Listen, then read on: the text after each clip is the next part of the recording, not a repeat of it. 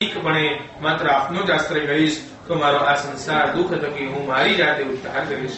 ભગવાન ગરુડને કહે છે કે ગરુડ, તે રીતે ભગવાનનું સ્તવન કરવા છતાં 10 મહિના થાય એટલે એ જીવને પ્રસૂતિ કાલે સ્ત્રીઓના ઉદરમાં ઉત્પન્ન થનારો વાયુ એ ગર્ભનું મોં નીચું કરી નાખીને તેને પેટ થકી મુક્ત કરે છે.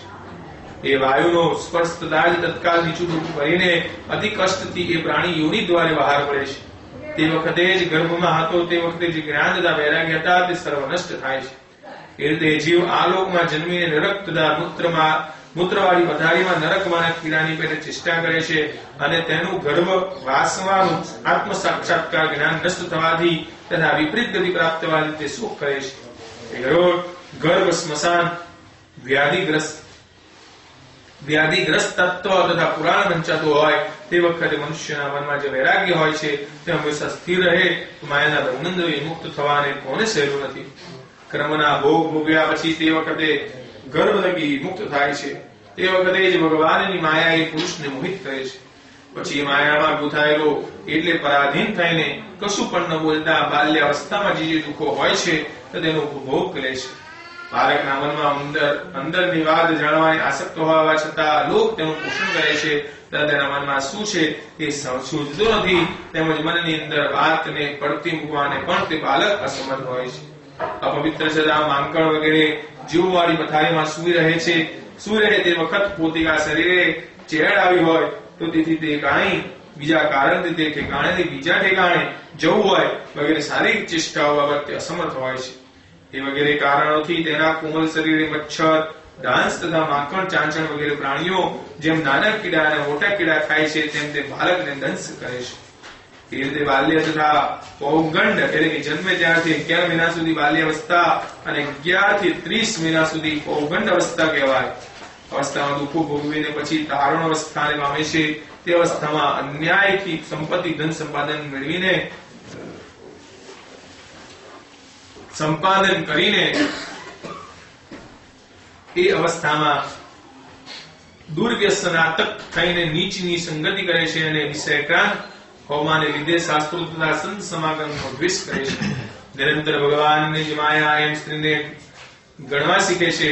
તે વખત તેણીને જોતા નેત્ર કટાક્ષાદી ભાવને લીધે તથા અજેન્દ્રિય હોવાથી ઉત્તપ્ત થઈને જેમ દીવામાં પતંગિયું પડે છે તેમ વિષય ભોગથી નરકમાં પડે છે.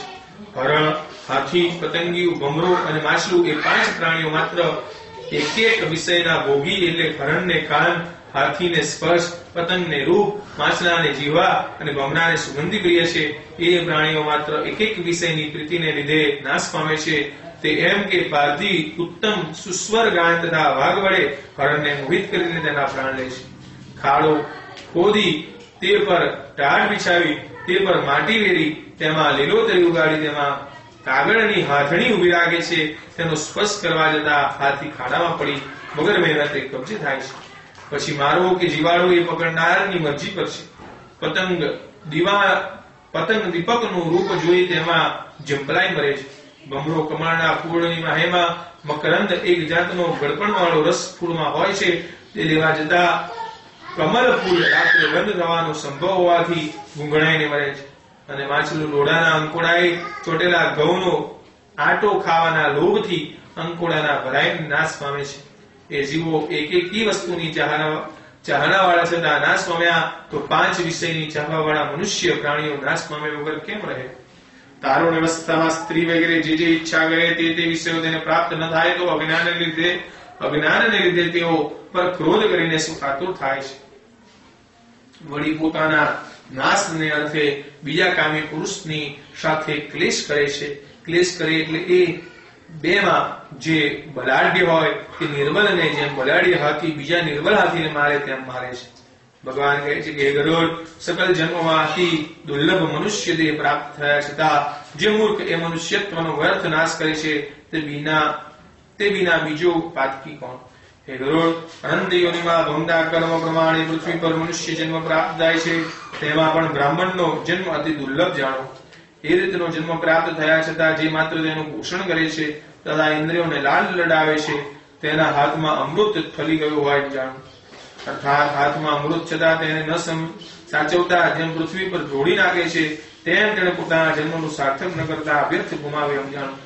એ પ્રકારના અનેકવિધ દુઃખ તારણ્ય અવસ્થામાં ભોગવીને પછી વૃદ્ધ દશાને પામે છે. વૃદ્ધાવસ્થામાં પણ અનેકવિધ ગુણ દુઃખથી વ્યાપ્ત થઈ મૃત્યુએ પહોંચી પૂર્વવત નરકે જાય છે. એ ગરુડ એ રીતે અનેક વખત આ ભૂમિ પર અવતરીને નરકમાં જવાની કર્મ રચના વડે પાતકા જન્મ વિટાઈ જાય છે. તેને વૈરાગ્ય પ્રાપ્ત થતો નથી, કારણ કે મારી માયાને લીધે તેઓ મોહિત હોય છે. એ ગરુડ જેની પાછળ અંત્યેષ્ટિ એટલે કે મુવા પછીની ક્રિયાઓ વગેરે કર્મો ન થયા હોય તેની નરકમાં સી ગતિ થાય છે. મેં તમને કહી સંભળાવ્યું, હવે તમે શું સાંભળવા ઈચ્છો છો?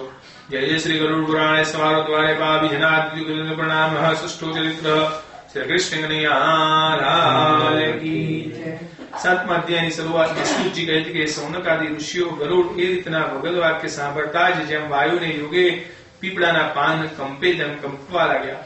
પછી તેમણે પરોપકારથી ભગવાનને પૂછ્યું કે તે એમ કે હે ભગવાન, કેટલાક મનુષ્ય બુદ્ધિપૂર્વક જાણી જોઈને પાતકો કરે છે તથા કેટલાક ચૂકથી કરે છે. એ રીતના બે પ્રકારના મનુષ્ય શું ઉપાય કરે તો નરકમાં ન જાય તે ઉપાય મને કહો. હે ભગવાન, જેઓ સંસાર સમુદ્રમાં બુડેલા દીનજનોને ચિત્તવૃત્તિ નિરંતર પાપમાં અને વિષયને લીધે તેનું અંતઃકરણ નષ્ટ થયેલું એવા લોકોના ઉદ્ધાર તે સકલ પુરાણમાં મુખ્ય અર્થ મને કહેવાની આપ જો કૃપા કરો તો સારું. એ રીતે ગરુડનું ભાષણ સાંભળીને ભગવાન કહે છે કે હે ગરુડ, સર્વ લોકમાં હિતને અર્થે તમે ઉત્તમ પ્રશ્ન પૂછ્યો તે વિશે હું તમને કહું તે તમે સાંભળો. હે ગરુડ, અપુત્રવાન તથા પાતકી જે દુર્ગતિ પ્રાપ્ત થાય છે તે મેં વર્ણવી બતાવ્યું. પુત્રવાન તથા ધાર્મિકને કદી પણ દુર્ગતિ પ્રાપ્ત થતી નથી. કેટલાક જન્માંતરમાં પાપ સંસ્કારથી જો કોઈ પુત્ર થતો ન હોય તેણે તે ઉપાયથી પુત્ર મેળવવાનું સાધન કરવું. ઉપાય એવો કે હરિવંશ સાંભળો, સપ્તસતીના પાઠ કરવા અથવા ભક્તિપૂર્વક શિવનું આરાધન કરવું, એટલે કે તે સાધનથી પુત્ર થાય છે. બ્રહ્મદેવે પુત્ર શબ્દનો અર્થ કહ્યો તે એવો કે જે પુત્ર નરકથી પોતાના પિતાનો ઉદ્ધાર કરે છે તે જ પુત્ર જાણો. ધર્મ સંપાદન કરનારો કદાપી એક જ પુત્ર હોય તો પણ તે પોતાના સકળ કુળનો ઉદ્ધાર કરે છે. પુત્ર એ સાધન વડે પિતા સર્વ લોકોને જીતે છે એવી અનાદિ સ્મૃતિ છે. વેદે પણ પુત્ર વિશે ઉત્તમ મહાત્મ્ય વર્ણવ્યું છે કે પિતા પુત્રનું મુખ અવલોકન કરે એટલે તે પિતા પિતૃઋણથી મુક્ત થાય છે. જે મનુષ્યને પૌત્ર એટલે કે દીકરાનો દીકરોનો સ્પર્શ થાય છે તે ત્રણેય પ્રકારના ઋણ થકી એટલે આલોક, દેવલોક તથા પિતૃલોકમાં કરજથી મુક્ત થાય છે. જે પુત્ર પૌત્રાદિક સહિત સ્વર્ગને ઓળંગીને તેથી પણ ઉત્તમ ગતિને પામ્યું છે. પોતાની જાતિની સ્ત્રી સાથે વિવાહ કરીને વિધિપૂર્વક પુત્રોત્પત્તિ થાય તો તે પુત્ર ઉત્તમ ગતિને પહોંચાડે છે. તથા વિવાહ કર્યા સિવાયની બીજી સ્ત્રી થકી પુત્ર થાય તો તે પુત્ર નરકે લઈ જાય છે. માટે હે ગરુડ, એ રીતના સર્વ નિયમ મનમાં સમજવા અને પર જાતિની સ્ત્રી થકી ઉત્પન્ન થયેલા પુત્રનો ત્યાગ કરવો. ધણી ધણિયાણી એક જ જાતિના હોય તેઓ થકી ઉત્પન્ન થયેલો પુત્ર ઔરસ પુત્ર કહેવાય. તે જ શ્રાદ્ધાધિક સમય દાન કરીને પોતાના મા બાપને સ્વર્ગ પમાડે છે. પુત્ર શ્રાદ્ધાધિક કરીને દાન કરે તો તેના પિતર સ્વર્ગ થાય છે, સ્વર્ગે જાય છે. પરંતુ પુત્ર સિવાય બીજો શ્રાદ્ધાની ક્રિયા કરે તો પિશાચ પણ સ્વર્ગે જાય છે. તો બાબત હું તમને એક આખ્યાન કહું છું, તમે સ્વસ્થ ચિત્તથી સાંભળો. હે ગરુડ, તમને એ બાબત એક પ્રાચીન ભૂતકાળમાં પુરાતન કાળનો ઇતિહાસ પ્રદાન કહું છું કે ઇતિહાસમાં શ્રાદ્ધાદિતાનું ઉત્તમ મહાત્મ્ય વર્ણવ્યું છે. હે ગરુડ, પૂર્વ ત્રેતાયુગમાં અતિ રમણીય સુભાયમાન મહોદયપુર નામના નગરમાં ધર્મનિષ્ઠ તથા અતિ બલવાન બ્રજવાન નામે રાજા રાજ્ય કરતો હતો. એ રાજા મોટા મોટા યજ્ઞ કરનારો, દાનસુ, લક્ષ્મીમાન, બ્રાહ્મણોના પર પ્રીતિતા કરનારો, સાધુઓ તરફ દયાળુ, શીલ પાળનારો, આચાર માનનારો, ગુણવાન, દયાળુ અને દક્ષતા વગેરેથી યુક્ત સદા જે ધર્મ વડે સકળ પ્રજાનું પુત્ર પ્રમાણે પાલન કરે અને